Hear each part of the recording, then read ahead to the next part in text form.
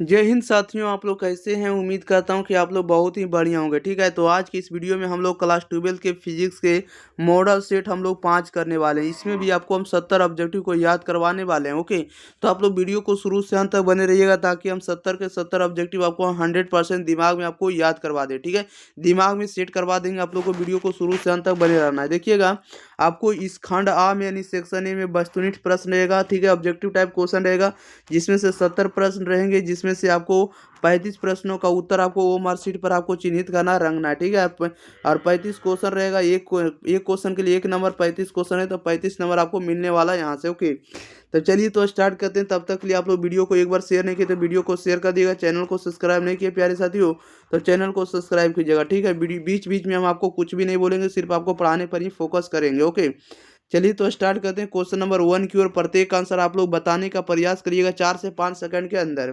Question number 1 में कह रहा है कि आवेशित समतल चालक के नजदीक विद्युत क्षेत्र होता है। बताइएगा, आवेशित समतल चालक के नजदीक विद्युत क्षेत्र का मान क्या होगा। तो विद्युत क्षेत्र का मान होता है सिग्मा बटे टू टू एप्सिलॉन नोट होता है। क्या होता है? सिग्मा बटे 2 एप्सिलॉन नोट होता है।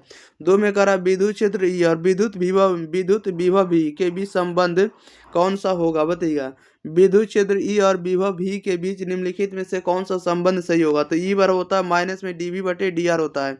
माइनस में ई बराबर होता है माइनस में डीवी बटे क्या होता है, डी आर होता है। चलिए नेक्स्ट क्वेश्चन लेते हैं। क्वेश्चन नंबर देखिए 3 नंबर की ओर।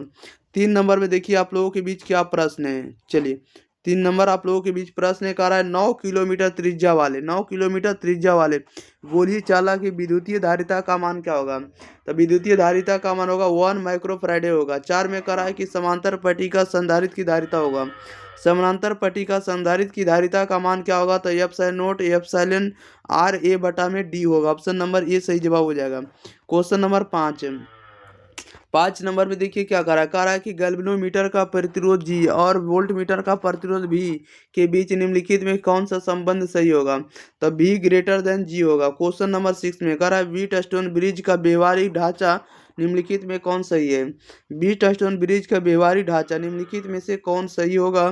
तो मीटर ब्रिज होगा। राइट आंसर आपका क्या होगा। तो सी सही जवाब हो जाएगा। 7 में कह रहा है कि एक तार का विशिष्ट प्रतिरोध निर्भर करता है। इसके किस पर निर्भर करता है। एक तार का विशिष्ट प्रतिरोध निर्भर करता है, तो ये निर्भर करता है पदार्थ की प्रकृति पर। राइट आंसर आपका डी हो जाएगा। नेक्स्ट क्वेश्चन ले लेते हैं। क्वेश्चन नंबर देखिएगा आप लोग 8 नंबर की ओर। चलिए 8 नंबर में देखिए क्या कह रहा है। 8 नंबर में कह रहा है कि किरचॉफ के बिंदु नियम में निम्नलिखित में कौन भौतिक राशि संरक्षित रहती है। बताइएगा, किरचॉफ के बिंदु नियम में निम्नलिखित में कौन भौतिक राशि संरक्षित रहती है। तो आवेश संरक्षित रहता है। 9 में कह रहा है कि धारावाही चालक के अंदर इलेक्ट्रॉन की गति होती है। तो इलेक्ट्रॉन की जो गति होती है एक रूप औसत होती है। राइट आंसर आपका सी हो जाएगा। क्वेश्चन नंबर देखिएगा आप लोग 10 नंबर की ओर। 10 नंबर में कह रहा है कि विद्युत परिपथ की शक्ति होती है। विद्युत परिपथ की जो शक्ति होती है वी स्क्वायर बटे आर होती है। 11 में कह रहा है चुंबकीय क्षेत्र में गतिशील आवेश पर बल के लिए निम्नलिखित में कौन सही होगा। बताइएगा, चुंबकीय क्षेत्र में गतिशील आवेश पर बल के लिए निम्नलिखित में से कौन सही होगा। तो आपको पता होना चाहिए कि बल का फार्मूला क्या होता है। तो बल का फार्मूला होता है एफ बराबर होता है Q into V cross B होगा। Q into V cross B होता है। क्वेश्चन नंबर 12 में कह रहा है चुंबकीय फ्लक्स का मात्रक होता है। चुंबकीय फ्लक्स का मात्रक क्या होता है। वेबर होता है। 13 में कह रहा है जिस परिपथ में सिर्फ प्रतिरोध है उसका शक्ति गुणांक का मान क्या होगा। तो शक्ति गुणांक का मान 1 होता है। क्या होता है। 1 होता है।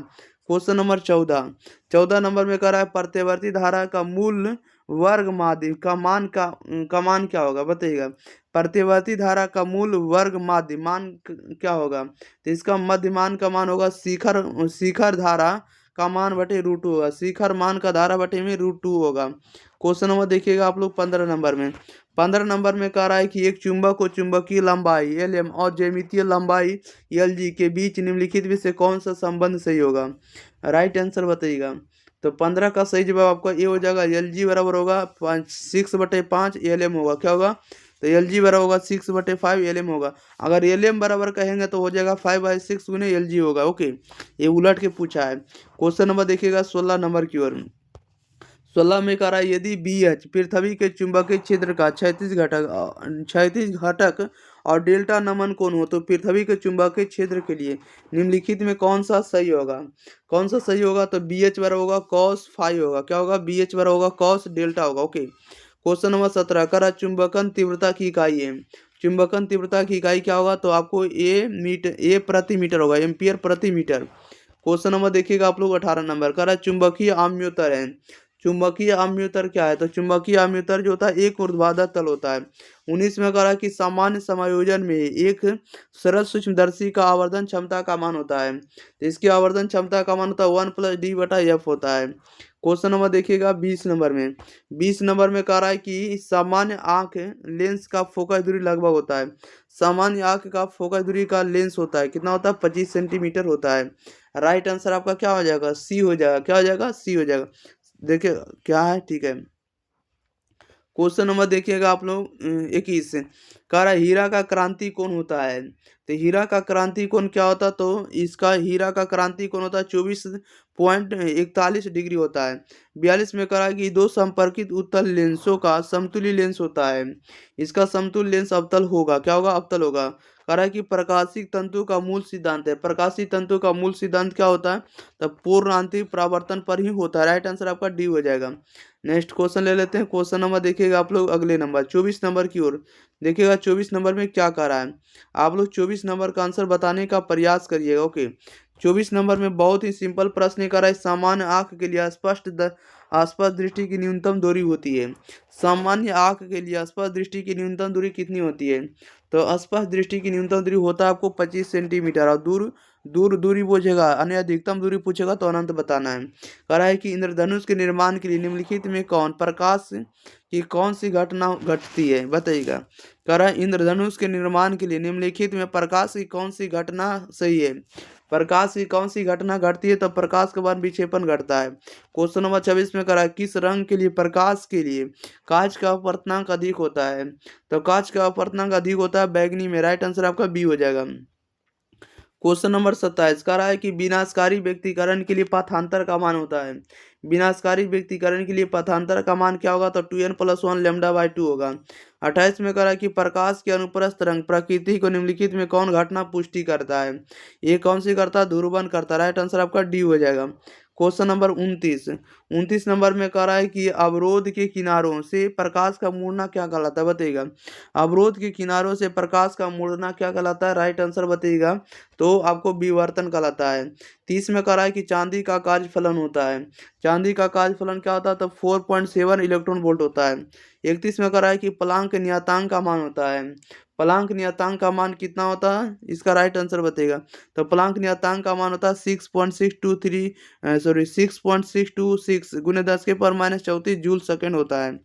अगला क्वेश्चन नंबर 32 में कह रहा है फोटोन का गतिज द्रव्यमान होता है। फोटोन का गतिज द्रव्यमान का मान क्या होगा?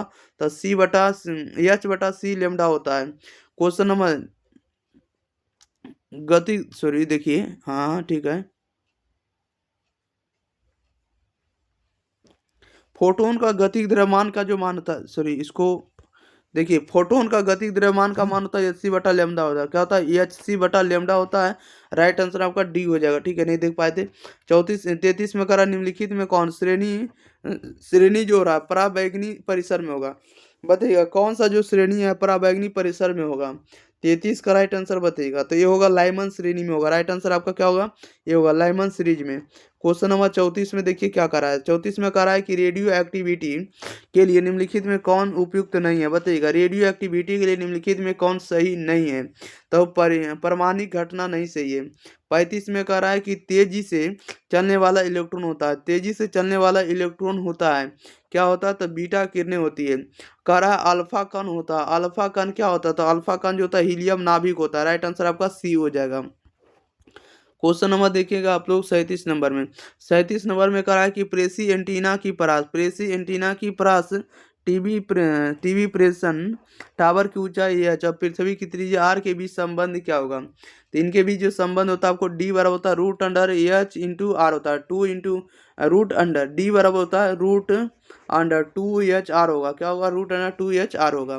क्वेश्चन नंबर 38 कह रहा मूल अवस्था में हाइड्रोजन परमाणु की ऊर्जा होती है। मूल अवस्था में हाइड्रोजन परमाणु की ऊर्जा होती है। हाइड्रोजन परमाणु की ऊर्जा का मान क्या होगा? तो ये होता है आपको माइनस में 13.6 इलेक्ट्रॉन वोल्ट होगा। ऑप्शन नंबर डी हो जाएगा। क्वेश्चन नंबर देखिएगा आप लोग 39 नंबर में। कह रहा है कि जब अपद्रव्य को नैज अर्धचालक में मादित किया जाता है तब अर्धचालक की चालकता क्या होगी। तब अर्धचालक की चालकता का मान क्या होगा, बढ़ती है। ओके, क्वेश्चन नंबर 40 में कह रहा है एनओसी गेट का बुलियन व्यंजक क्या होता है। एनओसी का गेट का बुलियन व्यंजक का मान क्या होगा, तब वाई बराबर होता है A+B होता है। क्वेश्चन नंबर 41 में कह रहा है कि अर्ध तरंगी दिष्टकरण में 50 हर्ट्ज के निवेश आवृत्ति के लिए निम्नलिखित में कौन सही निर्गम आवृत्ति है। कौन सही निर्गम आवृत्ति है, तब 50 हर्ट्ज का ही होगा।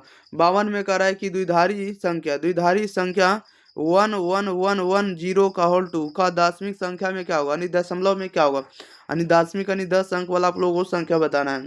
तो 42 का राइट आंसर आपका 30 हो जाएगा। 30 का ये जो लिखा हुआ आपको 30 का द्विधारी अंक लिखा हुआ है, और इसका जो दशमलव अंक होगा आपको 30 का हो जाएगा। क्वेश्चन नंबर देखिएगा आप लोग सीधे कितना नंबर, 43 नंबर में। चलिए 43 नंबर में कह रहा है कि इलेक्ट्रॉन पर आवेश होता है। इलेक्ट्रॉन पर आवेश क्या होता है, इसका राइट आंसर बताइएगा। तो इलेक्ट्रॉन पर आवेश होता है E बराबर होता है -1.6 × 10⁻⁻19 कूलम। 44 का देखिएगा, कह रहा है कि एप्सिलॉन नोट के बराबर होता है। ये एप्सिलॉन नोट जो होता है किसके बराबर होता है, तो एप्सिलॉन नोट का जो मान होता है 8.854 × 10⁻12 कूलम स्क्वायर पर न्यूटन मीटर स्क्वायर हो जाएगा। क्वेश्चन नंबर देखिए 45 नंबर में।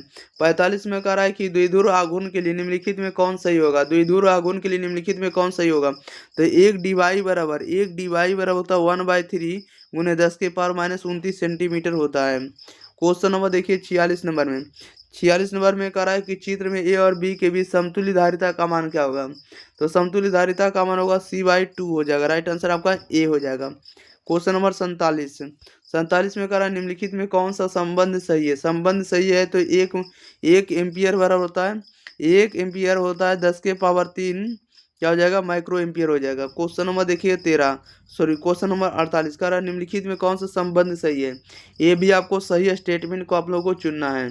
तो 48 का भी राइट आंसर आपका ए हो जाएगा। धारा घनत्व बराबर होता है I/A होता है। धारा घनत्व बराबर होता है I/A हो जाएगा।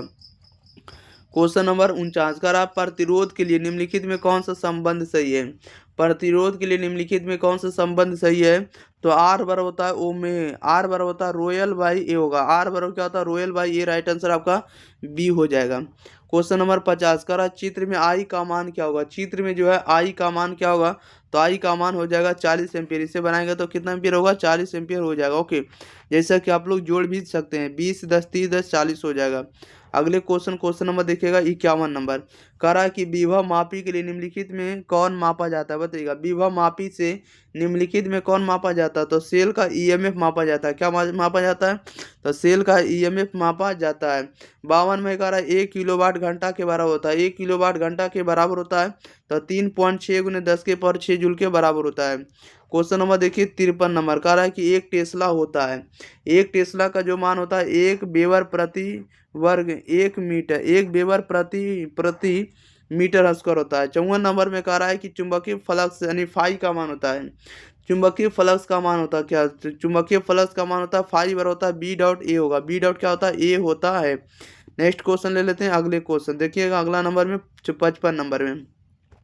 55 नंबर में कह रहा है विद्युत चुंबकीय तरंग का वेग होता है। विद्युत चुंबकीय तरंग का वेग क्या होता है, तो C बराबर होता है 1/√μ0 होता है। क्वेश्चन नंबर देखिएगा 56 नंबर में। 56 में कह रहा है कि फोटोन का ऊर्जा होता है। तो फोटोन का ऊर्जा का मान क्या होता है, तो फोटोन का ऊर्जा यानी E बराबर होता है E बराबर क्या होता है, HB होता है। ओके, क्वेश्चन नंबर देखिएगा आप लोग 57 कह रहा है 1 इलेक्ट्रॉन वोल्ट बराबर होता है। 1 इलेक्ट्रॉन वोल्ट बराबर होता है 1.6 × 10⁻⁻19 जूल के। क्वेश्चन नंबर 58 में कह रहा है निम्नलिखित में कौन सही है। निम्नलिखित में कौन सही है, इसका आंसर आप लोग बताइएगा। चलिए इसका आंसर आप लोगों से कमेंट बॉक्स में हम जानना चाहेंगे कि अगर आप लोग शुरू से अंत तक पढ़ें तो इसका आंसर जरूर बताइएगा। 59 में कह रहा है कि द्विधारी योग के लिए निम्नलिखित में कौन सही नहीं है। द्विधारी योग के लिए निम्नलिखित में कौन सही नहीं, तो राइट आंसर आपका क्या हो जाएगा, डी हो जाएगा। 1 + 1 = 1 हो जाएगा। क्वेश्चन नंबर द्विधारी के लिए बोला, जोड़ने के लिए नहीं बोला गया है। 60 नंबर में कह रहा है कि किसी ऊंचाई ट्रांसफार्मर में यदि प्राइमरी और सेकेंडरी कुंडली में क्रमशः N1 और N2 लपेटे हैं, तब N1 और N2 इसमें से कौन से कथन को प्रदर्शित करेगा। तो हम जानते हैं कि N2 बड़ा होगा N1 से, N2 ग्रेटर देन N1। 61 में कह रहा है कि हाइड्रोजन वर्णक्रम की कौन सी श्रेणी दृश्य भाग में पड़ती है। कौन से भाग में पड़ती है, तो बाइमर श्रेणी में पड़ती है। राइट आंसर आपका ए हो जाएगा। क्वेश्चन नंबर देखिएगा 62 का रहा है उत्तल लेंस की फोकस दूरी 1 मीटर है, तो इसकी शक्ति का मान क्या होगा। तो इसकी शक्ति का मान क्या होगा, तो P बराबर 1 डायप्टर होगा। क्वेश्चन नंबर देखिएगा आप लोग 1 मीटर, मीटर को हम लोग डायप्टर भी पढ़ते हैं, तो 1 मीटर की जगह पर 1 डायप्टर लिख देंगे। 63 नंबर में कह रहा है कि संयुक्त सूक्ष्मदर्शी के लिए निम्नलिखित में कौन सही है। संयुक्त सूक्ष्मदर्शी के लिए कौन सा सही होगा, तो F O less than F ही होता है, F O less than F ही होता है। 64 में कह रहा है पतले प्रिज्म द्वारा न्यूनतम विचलन कोण का मान क्या होगा। तो न्यूनतम विचलन कोण का मान होता है आपको μ-1 × a होता है। नेक्स्ट क्वेश्चन लेते हैं। क्वेश्चन नंबर देखिए 65 नंबर में कह रहा है कि प्रकाश के अपवर्तन के लिए निम्नलिखित में कौन भौतिक राशि नहीं बदलता है, बताइएगा। प्रकाश के अपवर्तन में निम्नलिखित में कौन भौतिक राशि नहीं बदलता है। राइट आंसर बताइएगा क्या हो जाएगा, तो नहीं बदलता, आवृत्ति नहीं बदलता है। 66 में कह रहा है यदि हवा में प्रकाश का वेग v है और पानी में प्रकाश का वेग VW है, तब इसमें से कौन सा रिलेशन सही होगा।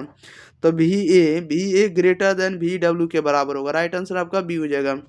67 में कह रहा है कि जल के लिए क्रांति कोण होता है। जल के लिए क्रांति कोण कितना होता है, 48.75 डिग्री होता है।